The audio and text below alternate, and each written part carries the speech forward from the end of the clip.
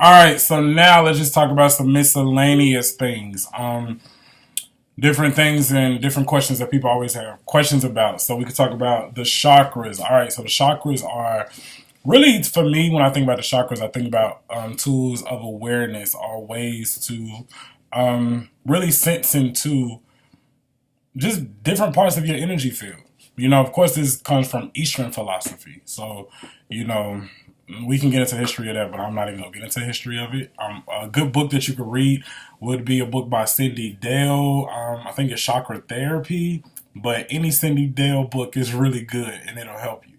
All right, so when working with the chakras, I love to work with the chakras and balancing them and clearing them and just making sure they're in check. I remember one time going to a spiritual healer and not really understanding the full scope of energy work and stuff. And this was years ago. And I remember going and this man touching me in one spot, but me feeling everything in my body moving. I literally, after I finished that session, I felt like I was drunk, but I felt so good and empowered afterwards. Like, it was so amazing. But the chakras are a great tool. As far as helping you to check in with yourself, to see where your imbalance is. If it's your root chakra, then, you might be so focused on survival. If it's your sacral chakra, you might be so focused on connections and intimacy and sex. You just need a little touch. If it's your solar plexus chakra, you just might be focused on yourself and your life, and either you are experiencing or are trying to identify how to give yourself more value, or you're trying to figure out why other people are not giving you more value. But the solar plexus chakra also is your psychic center, is your power center, is your gut, clairsentience, all right? Yellow energy.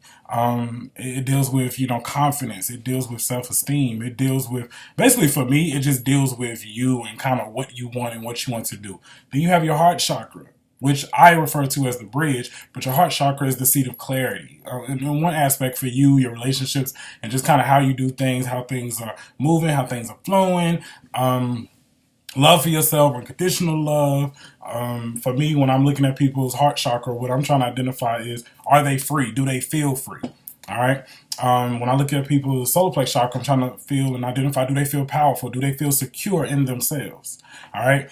I feel like for me, each chakra comes with an intention, a belief, a feeling. It comes with so much a symbol. So when I'm working with people, I try to show you all of those things and how to be able to identify, because it really helps in life and in business and in relationships to understand how to really look at people's chakra and how to identify where a person is really vibing or where they're really coming from. So if somebody tells you something and you see red energy, then I know you coming from survival versus peace, or coming from your heart. All right. So then you go up, you got your throat chakra, which is your fifth chakra, is your seat of vulnerability, feeling vulnerable, feeling free, being able to speak your truth. This is what allows you to speak your truth. If that's imbalanced, then that lets me know you're not talking or you're not saying everything.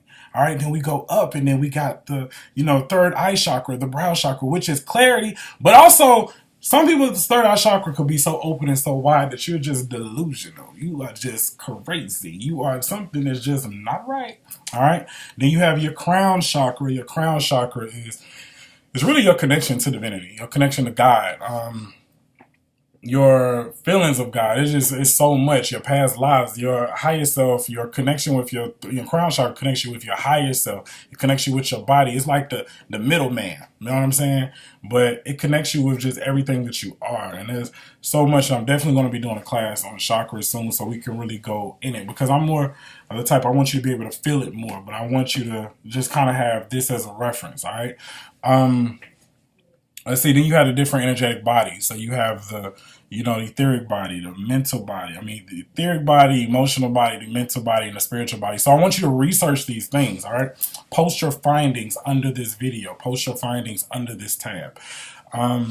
Understanding and working with the energetic system and your energetic field is so important, especially when you want to know how to not be affected by like psychic attack or other people's thought forms or other people's beliefs or just other people's energies. Especially if you are an empath, you want to understand your energetic system. You want to understand spiritual hygiene. You know, you want to understand those things. So spiritual hygiene, you want to understand, like, you know, you have spiritual baths, you have crystals that you can utilize. So some of my favorite crystals are tourmaline, smoky quartz, and those are onyx. Those are grounding and protecting crystals. Then you have amethyst, which is for your spiritual development, your overall spiritual growth. Then you have clear quartz, which is what amplifies you. Let me drink some water. Which is what amplifies your energy and any other thing that is around you. I personally love to use clear quartz when I'm doing, like, when it's Mercury retrograde. I love to have that around. It works for me for some reason. So I don't know. I haven't really heard anybody else talk about that. But for some reason, clear quartz and a grounding and hematite works really good with me, especially during Mercury. But during that time, I normally do a lot of work on my throat chakra. So I don't say nothing too crazy. Yeah. Anyway, so, you know, learning your energetic field, learning the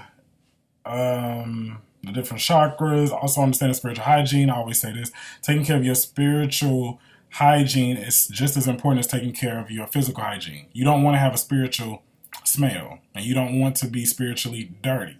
All right? A lot of us are walking in and out of energy every single day, and we picking up so much mess from other people. You have to be able to take care of yourself.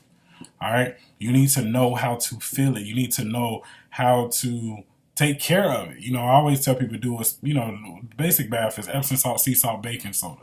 You know, mixing those together, putting those in the bath water, you know, half a cup of each, and put it in the bath water after you take a shower and cleaning yourself off. Another one you could do is a sage bath. You could do a basil bath. And there's so many others, but I really feel like sometimes, like, in order to find the right medicine, you need to find the right doctor, you know. So that would be a spiritualist or a really good diviner, or even for some people that practice different traditions, priests or priestesses. But you want to find those, because you everything is, like, for me, when it comes to spiritual things, everything is like medicine. All right. So if you use the wrong medicine, then it's probably not going to work, and it may have an adverse effect versus a positive one.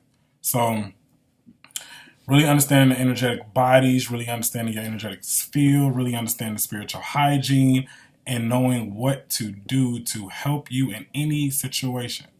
Because sage is not going to help everything. Oh, I'm having depression. Let me sage. Oh, I feel like I'm sick. Let me sage. No, it's not. Sage is good, but sage ain't going to help with everything.